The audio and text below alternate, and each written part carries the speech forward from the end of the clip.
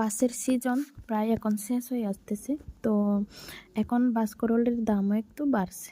যখন নতুন নতুন বার হয় তখনও একটু দামটা বেড়ে যায়, আর যখন শেষ হয়ে যাচ্ছে এরকম অবস্থা হয় তখনও একটু দামটা বেশি বেড়ে যায়। তো কয়েকদিন আগে একটু সস্তা ছিল, এখন আবার বেড়ে গেছে। তো কালকে হচ্ছে বাসকরল নিয়ে আনলাম। এই যে আজকে আমি রান্না করতেছি। এগুলো হচ্ছে মিষ্টি বাসকরল, একটু শক্ত থাকে, তাই হচ্ছে সিদ্ধ করে নিতে হয়। বাঁশের কিন্তু কষি অংশ, তাই আর কি এটা।